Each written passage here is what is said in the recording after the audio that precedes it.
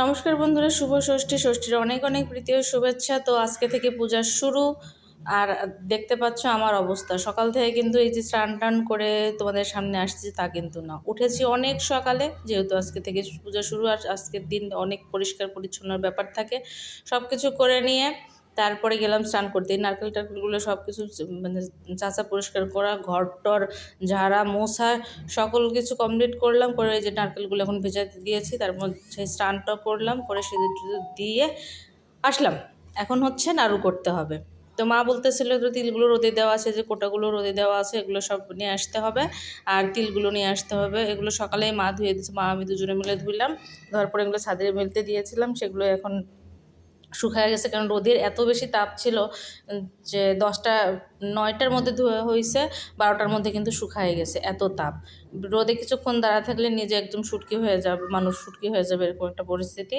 তো যাই হোক, ওখান থেকে কোনো মতে স্কিনের 12টা বাজে উপরে গেলাম, সেখান থেকে নিয়ে চলেও আসলাম। এসে এখন মাকে ওগুলো দিয়ে দিচ্ছি। তিলগুলো ভাজা কমপ্লিট হলো, আর দিদি এদিকে নারকেলটা কুড়ে নিচ্ছে। তারপরে প্রথম চার কিন্তু নাড়ুর শুরু হয়ে গেলো। এবছরের প্রথম নাড়ু কিন্তু করা শুরু। প্রথমেই হচ্ছে ঝুড়ির নাড়ু দিয়ে স্টার্ট করলো মা নাড়ু করা, কারণ আমি তো পারি না, কোনো যোগ্যতাই নাই আমার। তারপরে হচ্ছে চিরা নাড়ু করা হলো।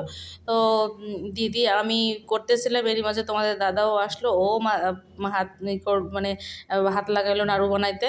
এবার বাবা করে নাই, আর বড়দি তো আসে নাই। তো যাই হোক, আমিও থাকবো না, পূজা এখানে চলে যাব। নাড়ু করার জন্য মেনলি আসছে। আর দুই রকমের নাড়ু হলো, তারই মধ্যে আমাকে চলে আসতে হলো, কারণ রাতও লেগে গিয়েছে। মেয়ে যেহেতু বাসায় একা ছিল, তো আমাকে চলে আসতে হচ্ছে। দেখো বাবু পূজা করতেছে, আর এই যে দেখো 2 রকমের নাড়ু কমপ্লিট।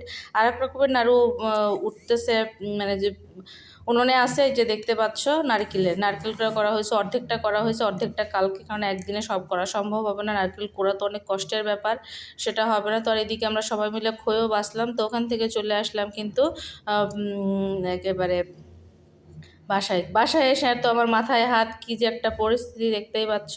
সবগুলো মানে পুরা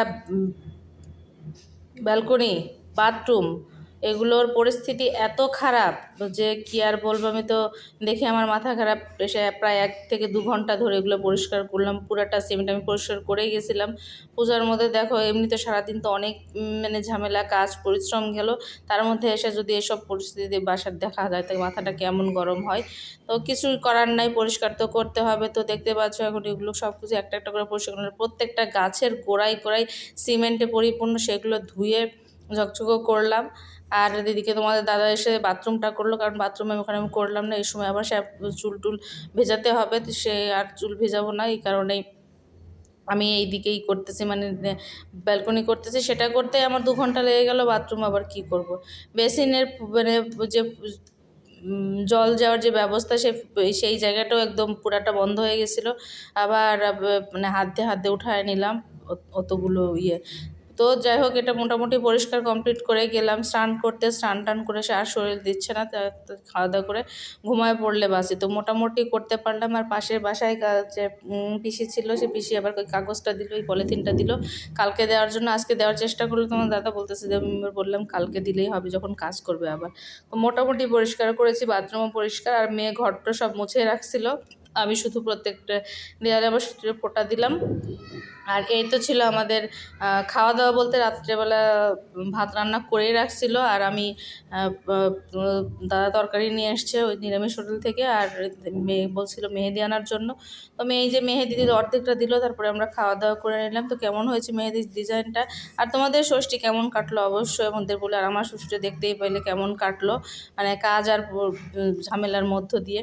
তো যাই হোক, সবার পুজো ভালো কাটুক, সবাই আনন্দে থাকুক, আর মা দুর্গা সকল বিপদ থেকে রক্ষা করুক, এটাই হলো কথা। তো এখন আমরা খাওয়া দাওয়া করে নেব, নিয়ে ঘুমিয়ে পড়বো। তোমরাও ঘুমিয়ে পড়ো, সপ্তমী থেকে আবার পুজো করো। ঠিক আছে, সকলকে